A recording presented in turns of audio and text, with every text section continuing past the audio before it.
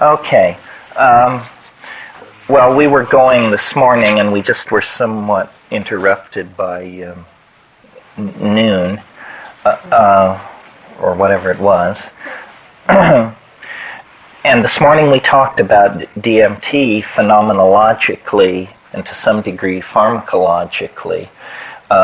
It was good to run through all that, because talking about one in detail and one that combines in its phenomenology so much of the others is sort of a general introduction to the phenomenology of the psychedelic experience. But then at the end of the morning we were saying, each one of these compounds is different, each one of us is different, and part of getting into this area of spiritual self-exploration or whatever is to learn what works for you. I mean, a substance as simple as cannabis makes some people so something that they're very uncomfortable in social situations. They say it makes them paranoid. Other people, myself included, it quenches paranoia. So there's one substance doing two things, and that's a fairly simple case. So you have to learn your way into it, and there's a rich lore about these things. We haven't really spent a lot of time on it, but you should look at the literature of psychedelic substances, shamanism, chemistry, so forth and so on. Certainly you should buy, read, and treasure every one of my books.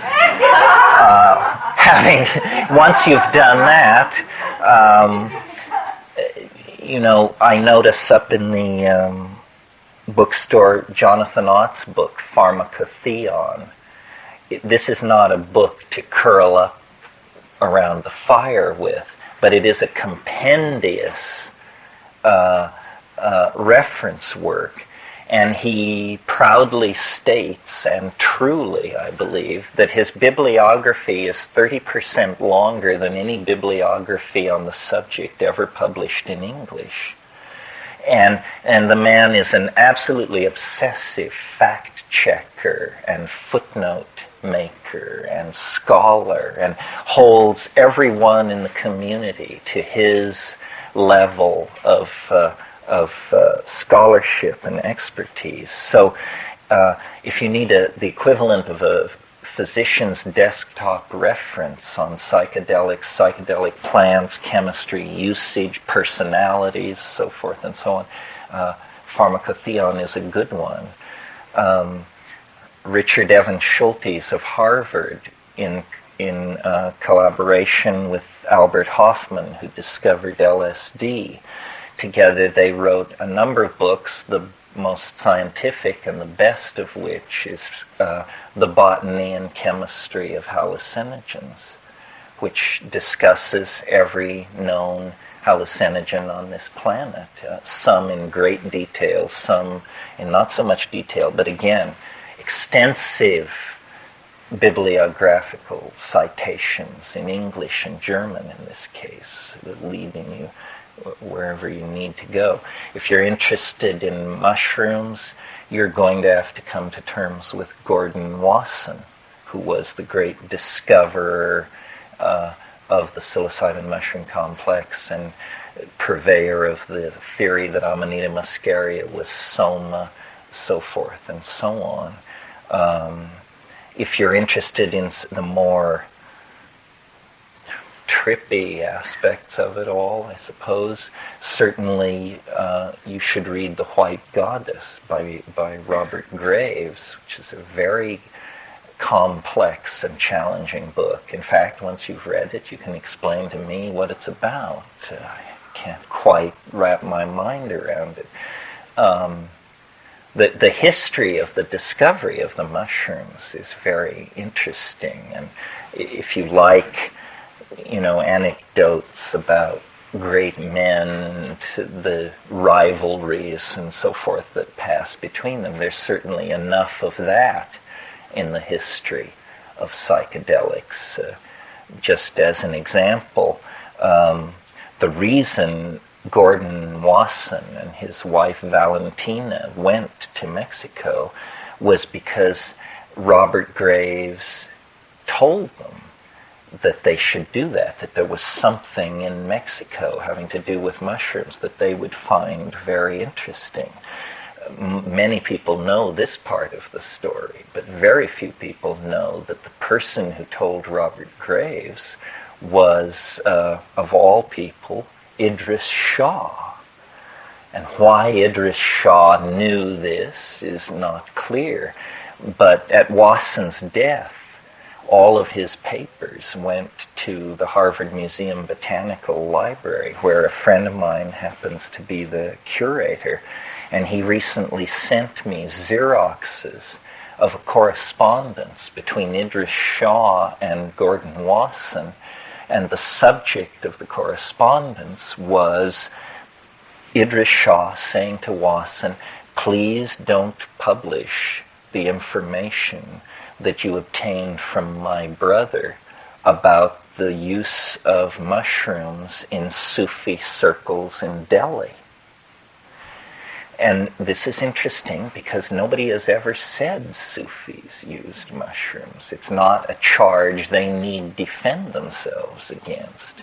And yet, if you are interested in this, take a look at Idris Shah's book, The Sufis, and in the chapter on Ibn Attar, who was a great Arabic alchemist of the 10th century, out of nowhere, there comes this passionate denial of Sufi involvement with hallucinogenic mushrooms, just out of the blue. But what's weird about it is the chapter before that, he talks about Sufi logic and explains to you that Sufis always deny the truth of what they're doing. And then in the next chapter, this passionate denial of mushrooms makes you wonder. So that's part of the literature of mushrooms, and every drug has a similar fascinating history. You all know the story, as Thomas Pynchon says in Gravity's Rainbow. Every school child knows the story of that bicycle ride through the streets of Basel that Albert Hoffman took that afternoon when he left work a little early with a case of the Blahs, and in the course of the afternoon realized that he had discovered a mega hallucinogen. One thing that's not said about that story, but which was very apparent when we celebrated the 50th anniversary of the event, was that 600 miles away in Warsaw, at that very moment, the Jews of Warsaw were rising in revolt against the occupation of the Third Reich. The Warsaw Ghetto Uprising and the discovery of LSD happened on the same weekend. So, strange. Food for the novelty wave. And I can talk about the literature of other drugs if somebody has a particular interest in it. It's something I have an interest in just because I'm a bookish kind of guy. What about the poisonous frogs that were in the paper recently? Do you know anything about that? By the paper, do you mean the New York Times? The people who were arrested for the toad licking. Oh, well, that's a whole complex of vaguely related issues. I mean, here we can deal with this fairly briefly, I think. This morning I sang the praises of DMT. There is another tryptamine called 5-MeO DMT, or 5-methoxy DMT. And it occurs in some plants. It occurs in some of the plants that DMT occurs in. But it occurs in its purest and most available form in these large glands on the necks of certain New World toads. especially Bufo alvarius. And if any of you live around Santa Fe or throughout the Southwest, you know that in certain times of the year, these toads go on the rut, as it were, and, no one is safe from their nocturnal gallivantings. And these are fairly impressive creatures. I mean, a large specimen will hang its haunches off a dinner plate. So they're hefty. And the preferred method of dealing with these toads by psychedelicos is you go to a dry arroyo at night where the toads are known to carry on with a big flashlight. And when you shine your flashlight on them, they stay still. They're blinded. You then rush forward, seize your amphibian, and by a process I've never actually inquired too deeply into, you massage, milk, squeeze, pinch, it depends on who's describing it, these glands, and some people do it onto the windshield of their four-wheel drive vehicle, which has been parked facing east, so that the rays of the rising sun will dry this, let's be frank, folks, slime. This slime which you have squeezed out onto the windshield, and then you can take your frosty scraper and scrape this stuff off, weigh it into gram bags, and drive to Berkeley, where it moves out at $80 a gram, I understand. Maybe more. The number of people who've been asking me for it recently indicates a certain anxiety in the market about its accessibility. And I take a position which irritates a number of people, which is I'm not very keen on it.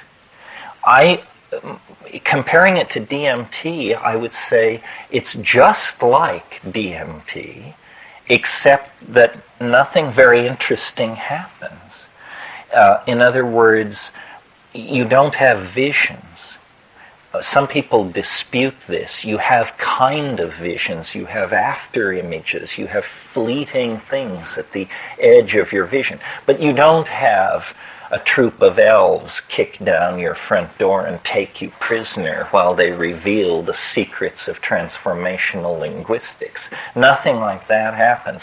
What happens on 5-MeO is an enormous emotion, a huge, wordless emotion overtakes you.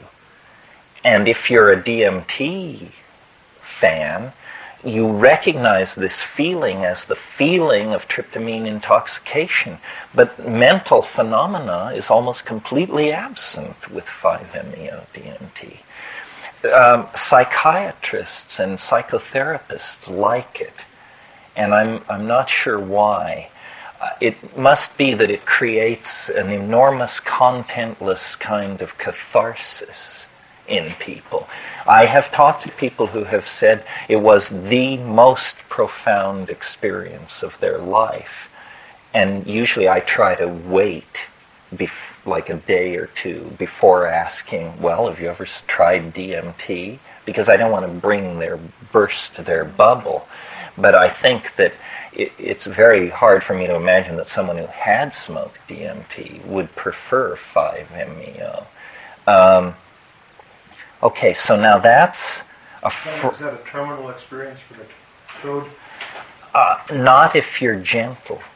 Not if you're gentle. However, interesting you ask the question. If you take some of this 5-MeO in its purest form and inject a sheep with it, it will drop dead on the spot, which is a little raises questions, as they like to say. I mean, I guess you find out whether you're a sheep or not if you take it. But I think that's weird.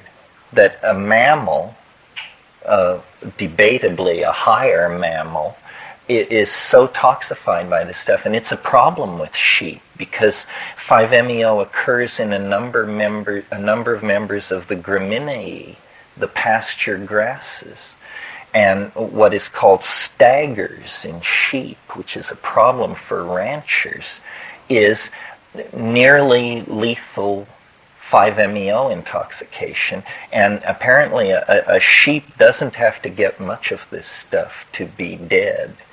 So that's a little maybe a red flag on this stuff. There may be people in this room who passionately disagree with what I'm saying and who think that 5-MeO is a wonderful, wonderful thing. It could be. With a psychoanalyst known to us all who will remain nameless, but one of the greats who goes back 25 years. And he said that the DMT is not helpful for solving people's problems, that in a sense it brings new data in that just confuses people. I mean, people are unhappy in their job and you introduce them to noetic elf hordes. No, this is not helping. They need something different in that circumstance. And he likes the contentlessness of it and says that this emotional catharsis is real and therefore useful. Somebody here at Esalen told me a story recently about turning on a guru, essentially, who will also remain nameless, turning on a guru to this stuff. And the guy told me, he said, I thought that we'd lost him. He said it was the most terrifying thing I've ever been through. He said immediately lost consciousness and coherency and began to turn purple. This is not a good sign, turning purple. Began to turn purple. And through being heart massaged and thumped around and screamed at and physically pummeled, he came out of it and rose through it into some incredible ecstasy, some absolutely transformative thing which looked like a 20-minute orgasm or something, and then plunged back through it, back into this turning blue, shuddering, spasmodic thing. And finally, they were able to, through cold baths and heart massage, and they got through this physical crisis. But the guy is basically, a haunted figure at this point. I mean, it's been weeks, and he still has uncontrollable anxiety attacks and complete breakdowns in social situations and so forth and so on. This sounds to me like serious business.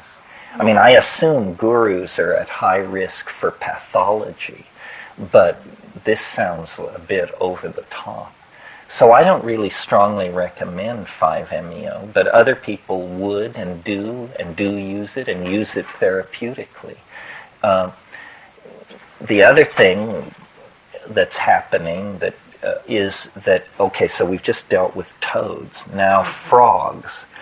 Frogs, as you probably know, are the source of a number of very exotic neurotoxins that Indians in South America use on their arrow points, paralytic, neuroleptic poisons. And a whole industry is getting started in biotech, growing frog skins on petri dishes in exotic chemical mediums to force the frog skins not only to produce the exotic neurotoxins they produce in nature, but to produce all kinds of things that they wouldn't ordinarily produce.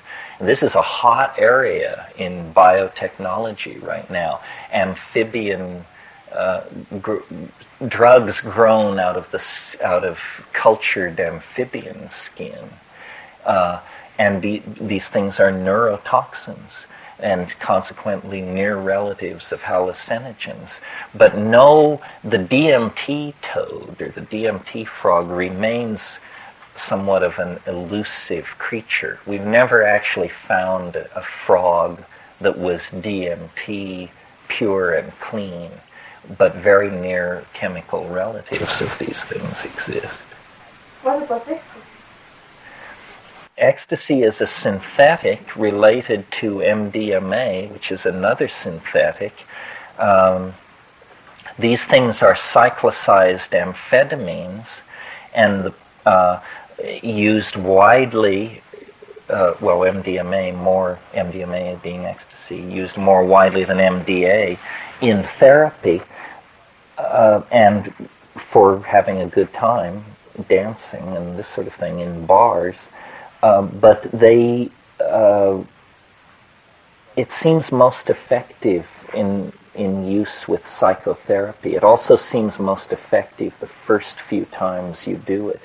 It becomes more and more like amphetamine in my experience. And finally, you just have to admit, basically you're wiring yourself up with this stuff.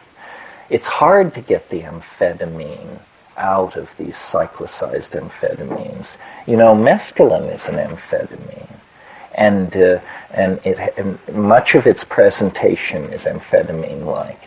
The jaw clenching, the tooth grinding, that goes on with MDA, MDMA, MMDMA. There's a whole family of these things that Shulgin and others elaborated. But they are not psychedelics. They are psycholeptics, mood enhancers, euphoriants, empathogens. All these words have been used, but they're not true psychedelics, and there is no analog to them in nature. Yeah. I had a question on mushrooms. I'm sure you're familiar with Timothy Leary's work way back when and all that. And he used hydrated mushrooms coming from Mexico, I believe. And you say peyote, and is peyote the same thing like the psilocybins?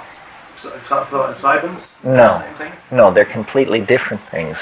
Yes, here's the distinction. Peyote is a cactus, Lophophora williamsi, a small desert cactus that grows in the shadow of sagebrush, and is a beautiful pale blue-green, and it contains mescaline and up to 12 other psychoactive alkaloids closely related to mescaline. Anhalamine, unhallowine, N-methylmescaline, there's a whole bunch of them. And it is used by a number of Indian tribes in Mexico. There is an argument about how long it's been used. I don't think it's been used very long. I think it may be post-conquest. When you go into the old graves of Tarahumara graves and like that, you don't find any remnants of peyote. What you find are the seeds of Sephora secundifolia, which is the mescal bean. It contains strychnine, but apparently was the basis of a shamanic rite of some sort over a wide area.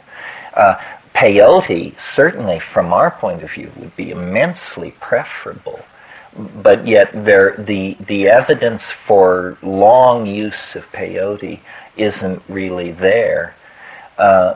This leads me to think I should say a little about something else, which is the way we perceive, culture dictates how we relate to experience. And this is why you can, look at the Plains Indian hanging in the sun with the hooks under his pectoral muscles and see that, this is a culturally validated undertaking and seems to work for those people, but you don't get a lot of white people doing that. And in many parts of the world where there are poor flora for hallucinogens, you get another phenomenon, which is called ordeal poisons. And ordeal poisons work like this. You are taken into the bush, you are given some plant to drink or eat, you go into convulsions, you think you're going to die, you want to die, you beg to die, and you don't die. You get better. You're fine. 12 hours, 15, 16 hours later, you're fine. And you're so damn glad to be alive that you are reborn. It's almost as good as a psychedelic trip, because the very fact that you lived through this experience astonishes you so profoundly that you see your woman, your children, your family, your tribe with new eyes and deep appreciation. So there are a lot of drugs in the world that seem to fall somewhere in between the absolute gold-plated hallucinogenic experience and an ordeal poison. For example, DMT in South America is used by this tribe called the Yanomamo.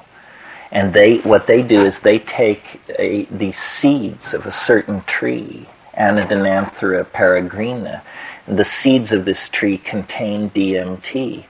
And they roast the seeds, and then they grind them to as fine a powder as they can get. And then they load up a long tube with this powder. And you put the tube in your nostril, and your friend sits across from you and blows this stuff up your nostril. Well, it's like being hit in the face with a 2x4. I mean, it's just blindingly painful. You scream, you fall over backwards, you salivate, perhaps you vomit, and then you recompose yourself.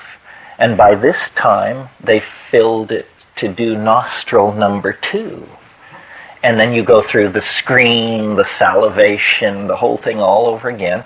And now your sinuses are completely packed with the equivalent of fine roasted sawdust. And your eyes are watering, your whole head feels like it's just going. And in the middle of all this, in this absolutely filthy village with meningitis-infected dogs sitting around watching you, you begin to drift off into a very, very mild subthreshold DMT trip. Well, it's our old favorite, DMT, but administered in a form and under such circumstances that most white people's desire in the middle of this is say, boy, I hope this is over soon, so I can clear my sinuses and get my act together. And perhaps we could even place ayahuasca in this category, because ayahuasca, what goes with ayahuasca is a physical purging. It's a purgative. Most people vomit. Sometimes it clears you out from both ends. There is cultural validation of vomiting. In other words, they ask you if you vomited, they urge you to vomit.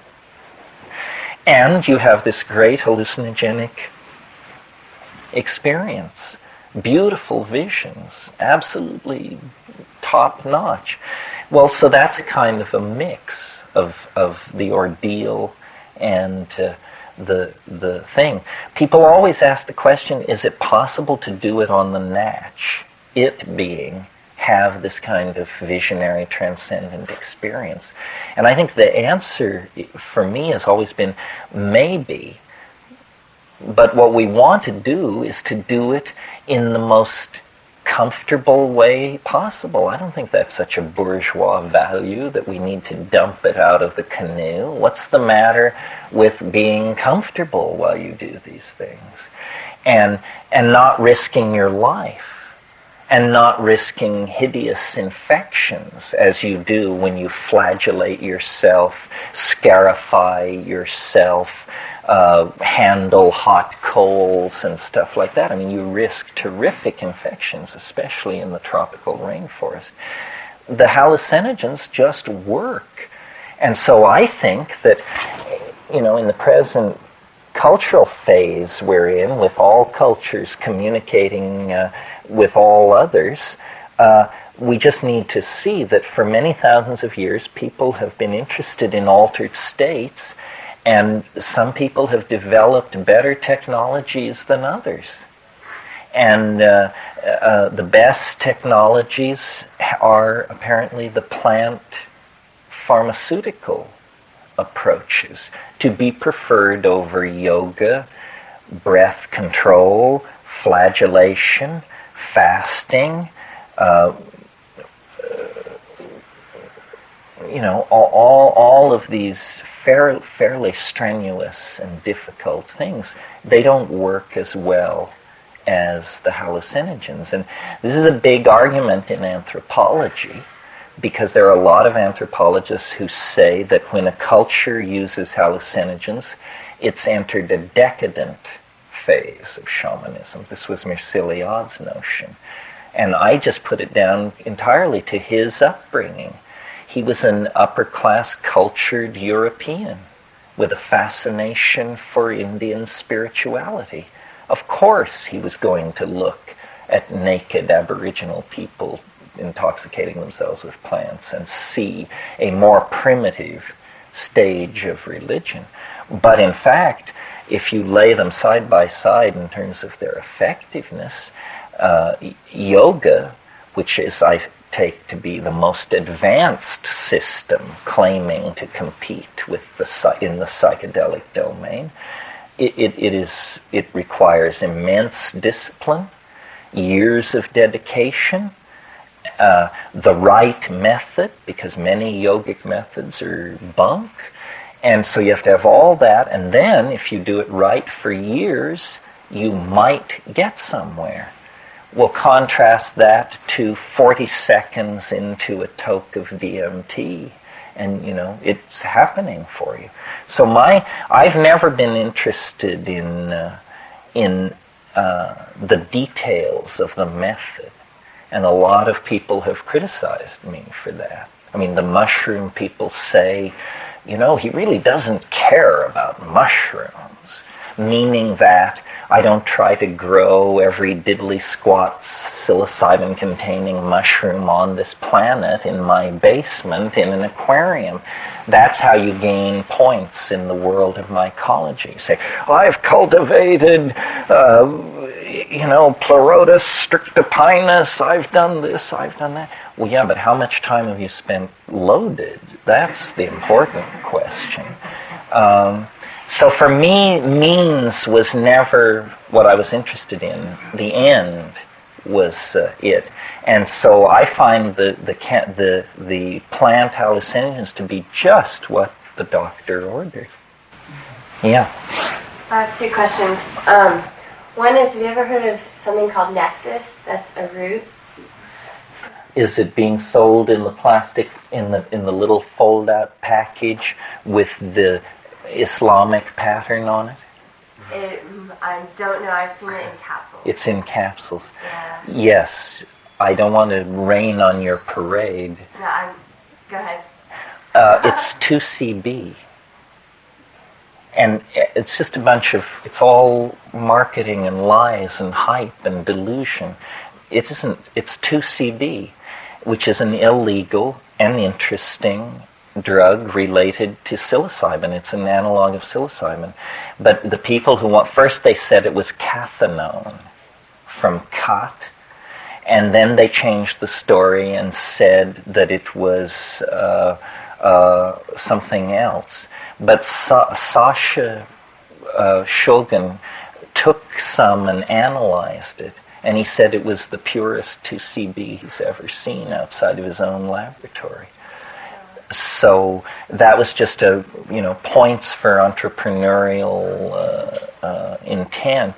Yeah, I know those people were giving that stuff away. It was an interesting strategy to take an illegal drug, package it in a certain way, say it's a legal substance, and distribute it. But it couldn't go on for very long. Do you have a lot of it? No, I know some people who had it though. Well, tell them it's probably worth more as 2CB than as the mysterious nexus. What was the other question? The other question is, are you familiar with flower essence at all? You mean like Bach flower yeah, just essence? like I was wondering, I mean, they have flower essence that enhance, supposedly, you getting into more creative sense of yourself and in touch with more spirit or whatnot. And I was wondering if perhaps if you were taking some of the flower essence, that it can enhance a trip without taking as much a dose of the mushrooms or whatever. If that's It probably could. I mean, I mean, certainly odors are very, very. Isn't that how you do it? You smell it? No, actually, you take them. Oh, you physically take it. Physically take them. Well, I don't know about that. I'd be more skeptical. There are two kinds of people, at least, in this world, and for purposes of this discussion, let's call them the sensitives and the insensitives. And I number myself among the insensitives. It takes a great deal of anything to move me off the beam. And it's people like myself that I'm trying to reach. The sensitives, I mean, I have people, after a discussion like this morning with the elf machines and all that, come up to me occasionally and say, well, this is happening for me all the time. I've never taken a psychedelic, but I meditate and these things. And all I can say is, good luck. You know, what an amazing thing, if true. But what I say to myself is, I don't really believe you. I can't see how that could be. I can't. Why aren't you more creative in that case? If you can access this on the natch, why aren't you different from the rest of us? If I could access it on the natch, if I could just at will move into the DMT state, I would be, I don't know what I would be, but I would not be ordinary, I can tell you that. So I don't know what to make of these, and I don't diss it. Like, I don't say it's impossible. I just say it's a tremendous gift and you should treasure it greatly, and I hope it's true. I hope it's not your way of evading psychedelics. You know, saying, well, I don't need that. That's happening for me all the time. I'm there all the time. Really? How extraordinary. So basically, my answer to the second part of your question is I don't know anything about flower essences, really. There are many things that can augment psychedelics that are very real. For example, monoamine oxidase inhibitors. Monoamine oxidase inhibitors are a chemical family of compounds that, well, they do exactly what it says. They inhibit monoamine oxidase. All these drugs are monoamines. The way they leave your body and go through your urine and disappear and become harmless is by being oxidized.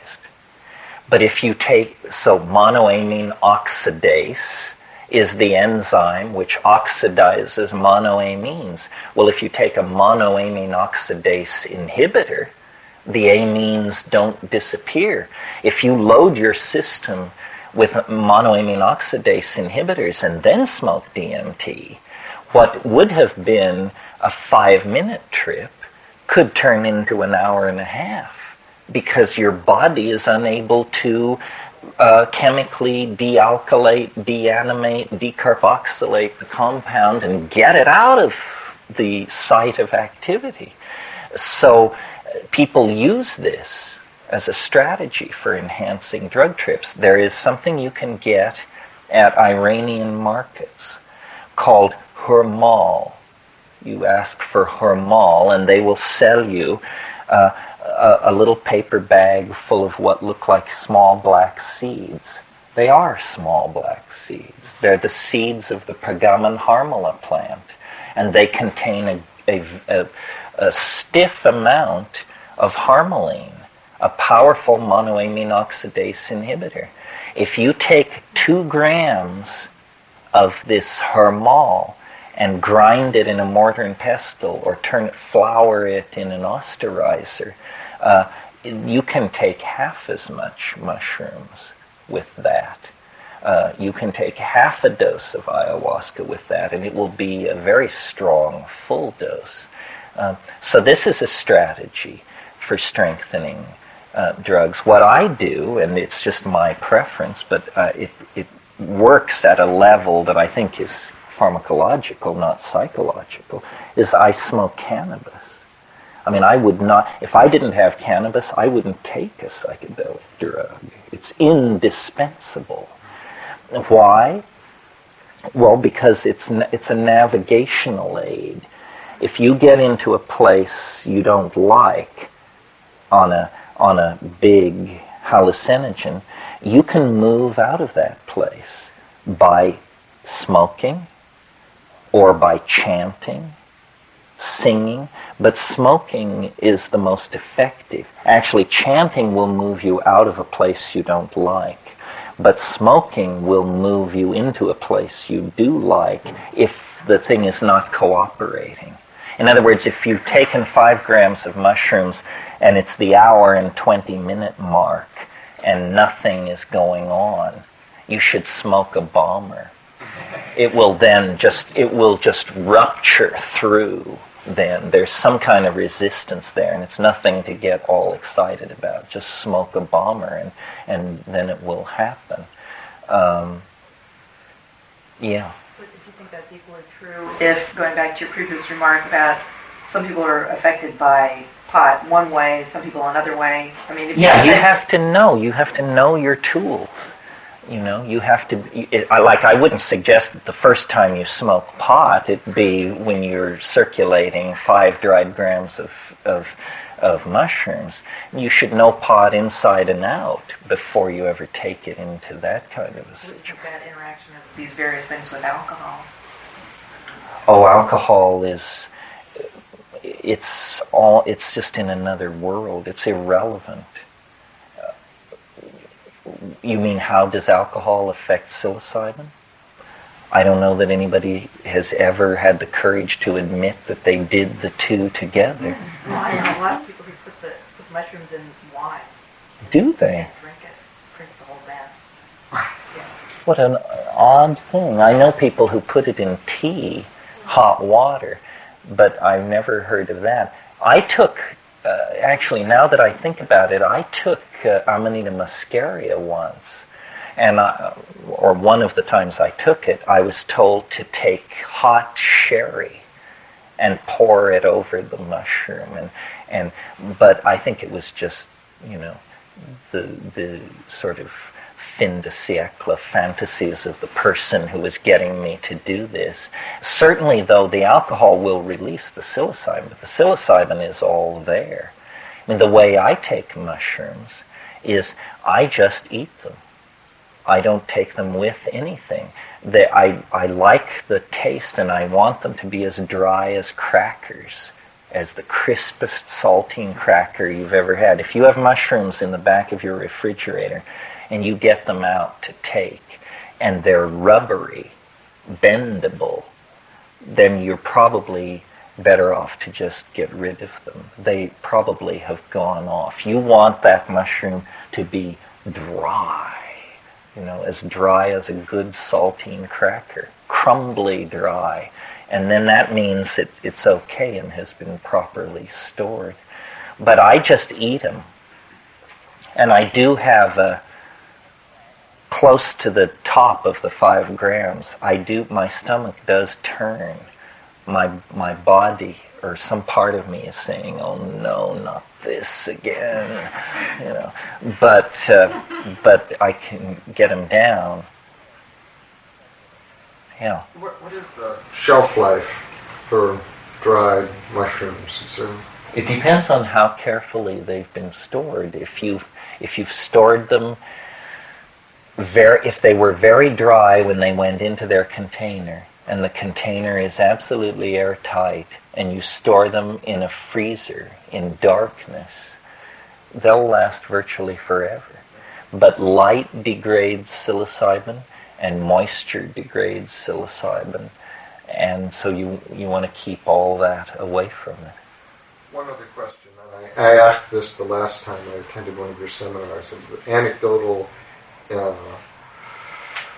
insights or experiences with people who are on the serotonin reuptake inhibitors and taking psilocybin and a variety of psychedelics. What was said last time? No substantial effect.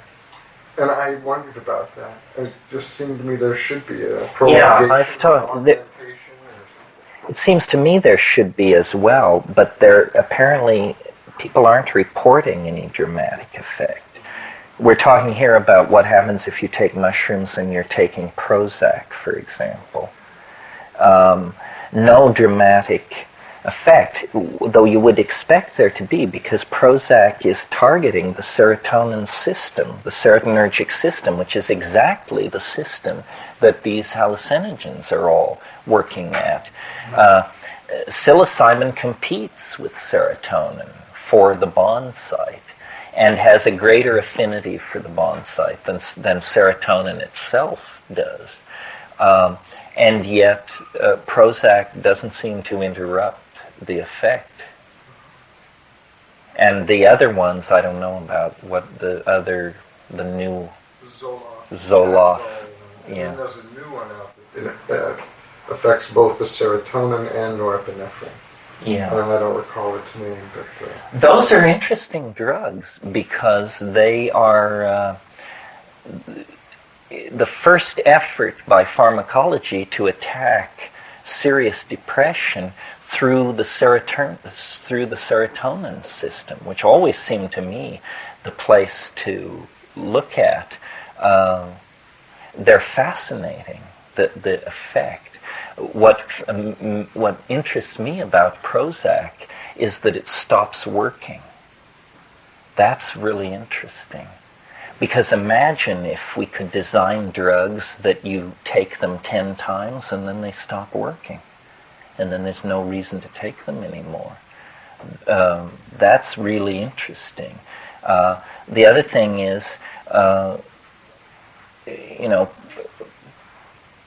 Prozac has a very strong effect, and yet when you stop taking Prozac, it's very much like taking it.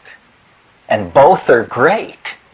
That's the weird thing. Well, my understanding about Prozac is that it has a lot of active metabolites and an extremely long half-life, like 2-3 weeks before it really fully leaves your system. Right. And in reference to the monoamine oxidase inhibitors, the two of them together can put you into a serious crisis with blood pressure, skyrocketing. The Prozac and the monoamine oxidase inhibitors. Yeah, that combination, and both of them are antidepressants, so they warn the physicians not to mix big, them. Bold letters that if your patient is on a monoamine oxidase inhibitor, don't put them on Prozac, and vice versa. Well, that would indicate then that ayahuasca is not a good idea for a person on Prozac, but maybe LSD and psilocybin are not so affected by that. I always imagined, being a fan of plants and shamanism and so forth, that eventually we would have a society where people would have psychedelic experiences and it would straighten them out. Prozac leads me to wonder if it might not be possible to design drugs where there is never a dramatic episode, as there is with LSD or psilocybin, the 8-hour, oh my God, get your life together thing, but that you could just very slowly bring people to a different place. It's very clear to me that what Prozac does is it teaches you something about social interaction, and that what it teaches you is pretty trivial, and that you can fake Prozac once you know what it does. And it's not a bad idea. I mean, we should all pretend we're on Prozac. Life would be much better. And you don't need Prozac to do that. All it does is it sets you slightly forward into social space, and you're less self-reflective and more communicative. And after taking Prozac for 3 months, you know how to do this. Even after the Prozac leaves your system, you just keep behaving that way. So in a sense, Prozac is a behavior modification drug, and it doesn't have to be taken very long before the behavior is in fact permanently modified, I think. I mean, people have lots of opinions about it, but that's what I've observed. Yeah. What do mushroom ceremonies constitute? In Mexico, which is the only place in the world where there is a living mushroom shamanism, like not even in the Amazon, there is living plant-based shamanism, but not mushroom shamanism. So, in the mountains of the Sierra Mazateca behind Oaxaca are the Tzeltal, Tzotzil, and a couple of others, tribes of Indians. They've been there for a long, long time, and the mushroom taking ceremony is what's called a velada, which is a rare word in Spanish. It basically is translated as an all-night singing session, a velada. And usually the purpose is to cure. And people gather an hour or so after sundown in a hut. The shaman or shamaness, certainly the most famous mushroom shaman of all, is the shamaness Maria Sabina, who died a few years ago, who was the person who turned Gordon Wasson on. And everyone, not everyone takes the mushroom, but everyone who wants to takes the mushroom. And the candles are extinguished. People sit in darkness. People chant. There aren't musical instruments, particularly, not drums or stringed instruments, just chanting. And then the shaman goes into trance and speaks. And if any of you know Maria Sabina's mushroom velada that Gordon Wasson published, she speaks in a kind of sing-song poetry, you know. Woman of affairs am I, medicine woman am I, little bird am I in the forest am I. And this goes on, and then tobacco smoke is blown over the patient, and copal is burned, and that's about it. In the mushroom velada that Wasson recorded, Maria Sabina basically gives up on the patient. She says, it's an 11-year-old boy, and she says during the session that he's not going to live. And he doesn't. He died within 3 weeks of that session. But there isn't elaborate ceremony, and there isn't at this stage elaborate mythology. The Maya, we assume, used mushrooms, but only because the mushrooms were there. We don't have good evidence that they used mushrooms. We have these things called mushroom stones, which are mushroom-shaped stones about this high, with a face on them sometimes, and they're found in the highland of Guatemala and across the Petan, but they're not really associated with city sites. They're just found, sort of.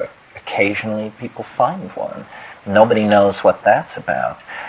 No Mayan book that is post-conquest, or no Mayan book is post-conquest, In the Codex Vindobonensis Mexicanus I, which is a Mixtec codex, there is a depiction of people doing something with mushrooms. But the Mixtec codices have never been deciphered, so we don't know exactly what's going on there. I think they did use mushrooms. I just can't imagine that people building a civilization in the rainforest like that wouldn't have utilized that resource. And certainly their art is hallucinogenic. I mean, if you know Mayan vases or friezes, it's on a par with Tibetan Tantric Buddhism for a crazy set of images.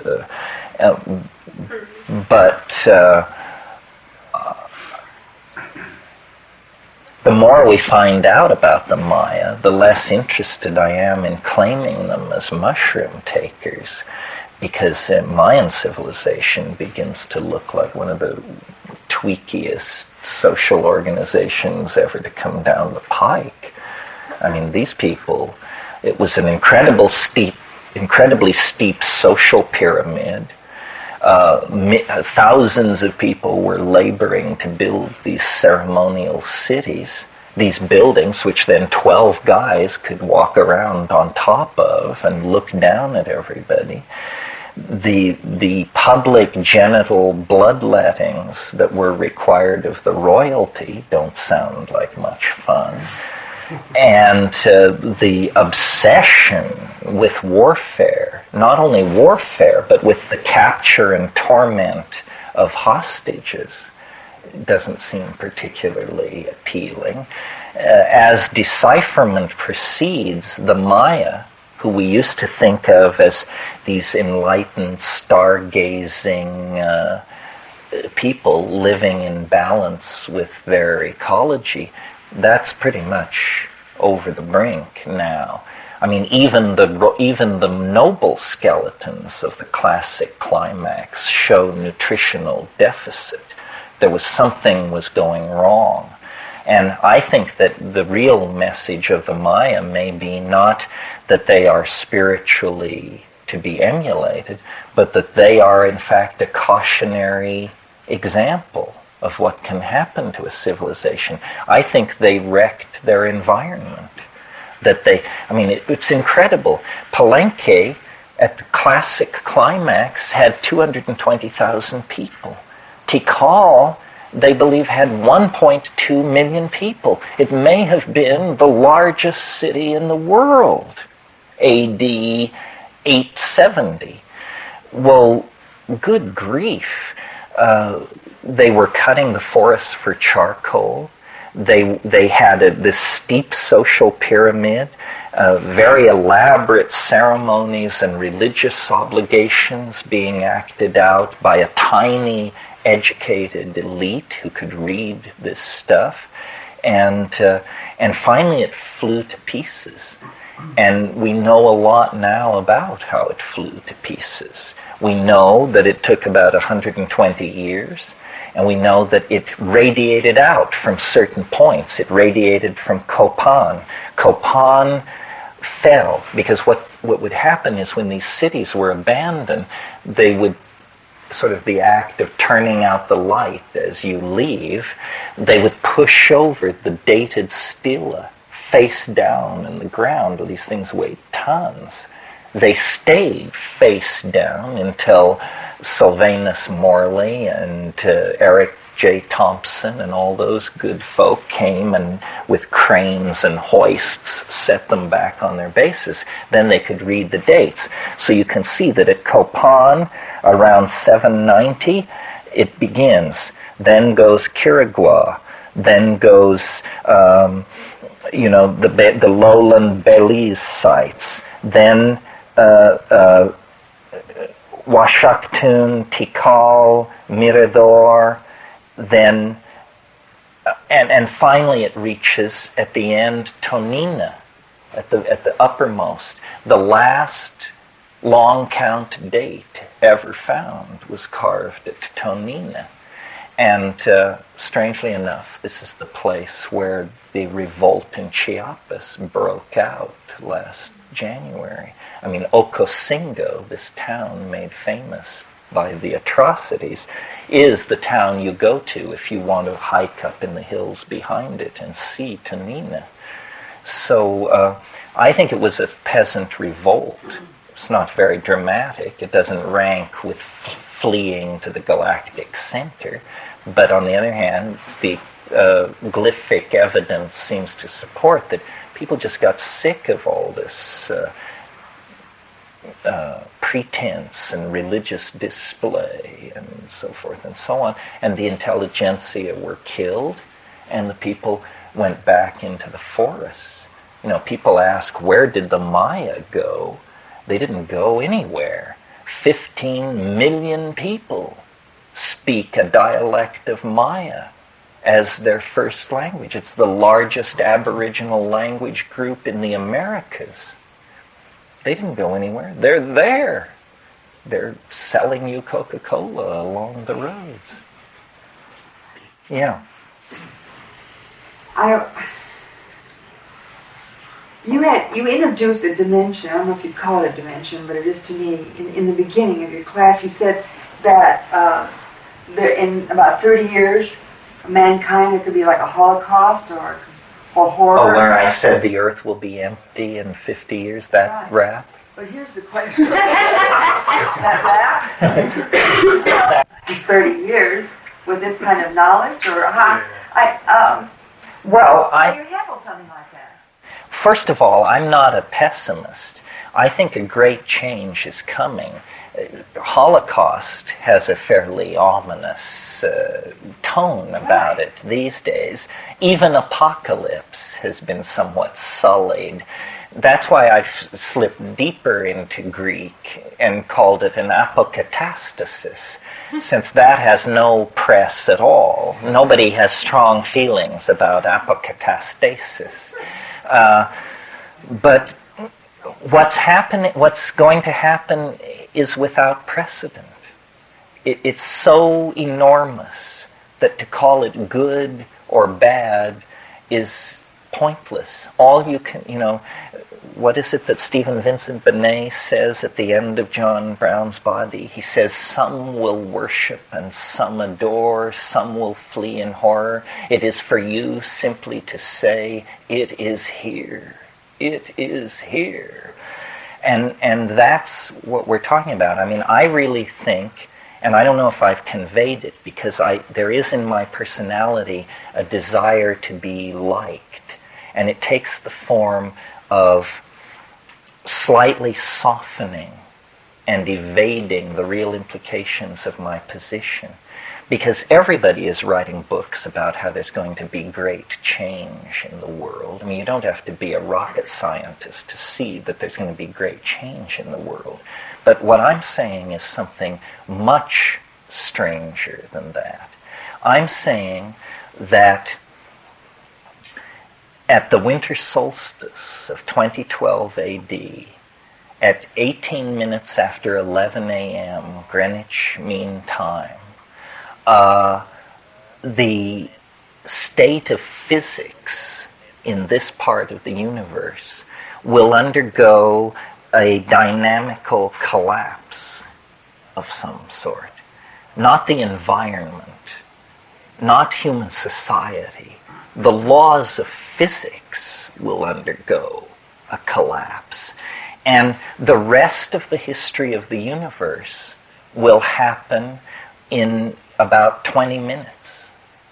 It is as if you can imagine that we might be on a collision course with an asteroid. You might be able to imagine that we're on a collision course with a black hole. But what I'm suggesting is that we're on a collision course with something that we cannot model or imagine at this point. And it's possible to call it, Christ triumphant, if that's what you want to call it. Or it's possible to call it the end of the world. Or it's possible to call it the dawn of hyperspace. Call it what you like. It isn't simply the collapse of civilization. It isn't simply the end of life as we know it. It's the end of everything as we know it. And tonight, if we get the computer, I will argue toward this and attempt to convince you that this incredibly bizarre-sounding position is the only reasonable position an intelligent person should take. That we are not thinking enough about the implications of what we see around us. If I say to you, time is speeding up, everybody nods, yes, time is speeding up. We have books about that. We know about this. But if I say to you, I'm not kidding, then people say, well, you mean metaphorically. You mean that things are busier. No, I mean that time is speeding up. And time has always been speeding up. Time is a phenomenon which does not move at a constant rate. It moves faster and faster and faster and faster and faster. And so when you get an ape with enough intelligence to lift a stone and bring it down on another stone to shatter it, to get a cutting edge, at that point you're 200,000 years from concrescence, this moment that I'm talking about, 200,000 years. When you can get to the place where a bunch of Greek guys can sit around and talk about what is beauty, you're 2,500 years from the concrescence. When you can get to the place where somebody can point out that space is curved in the vicinity of massive stars, then you're 110 years from concrescence. And when you light the atomic bomb over the city of your enemy, you're 67 years from concrescence. And we are now 18 years from concrescence. And the proof of it is history itself.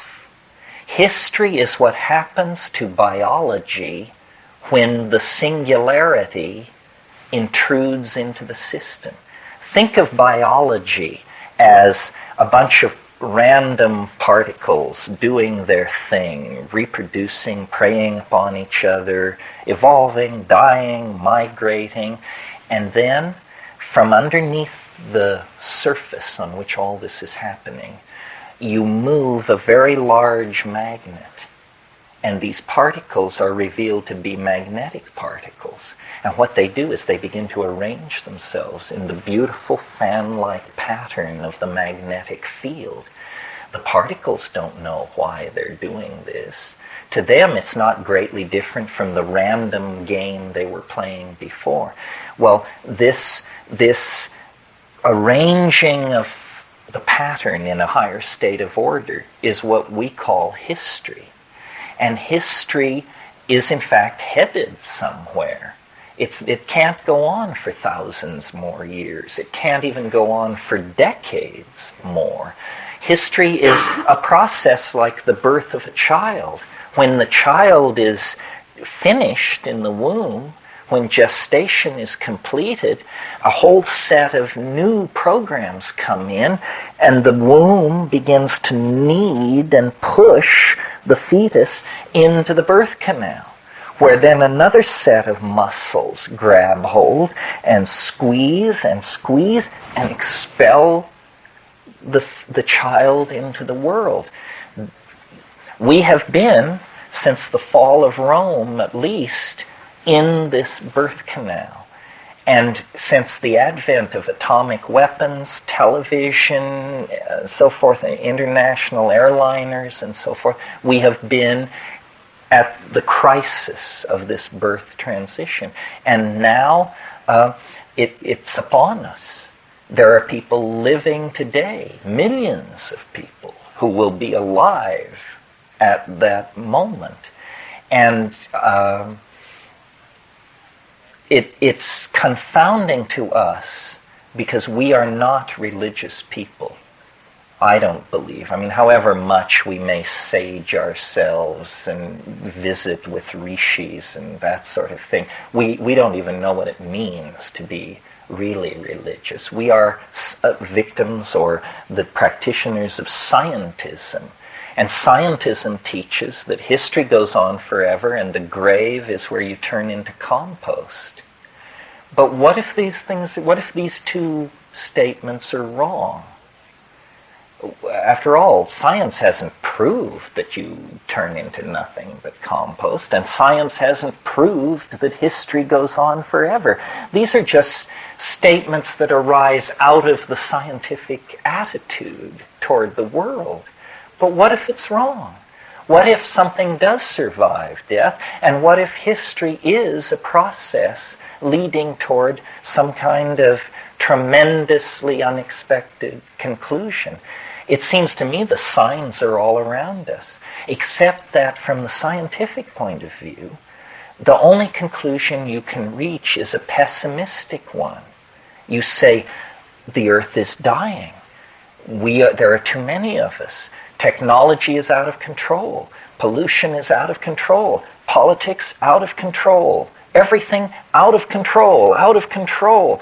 Well, but what does the fetus think as it starts into the birth canal? Out of control. Every light on the dashboard turns red. No oxygen, no space, nowhere to go, strangulation. And yet, hang on, one more push, one more push, and then, everything is redefined. Everything is totally redefined. You're now in a space thousands of times larger than the womb ever was, under the care of midwives, doctors, mother, father. A whole new world of possibilities opens up. And yet, a moment ago, you were being crushed like a bug by some enormous muscle that was just squeezing the life out of you. And so I don't fault history. History is not an aberration. History is the transition from those fun-loving, pastoral, agricultural, psychedelic, aboriginal, nomadic people, from that to something else, which involves the necessary grotesqueness of the last 2,000 years of human history. Weird religions, toxic technologies, bunco political theories, all of that was a response of a panicked and maddened creature. The Bible got one thing right, at least, that we fell into history, that this is a fall, that this is not the full unfolding of the human condition. This is not what our Father intended for us, is what I'm trying to say.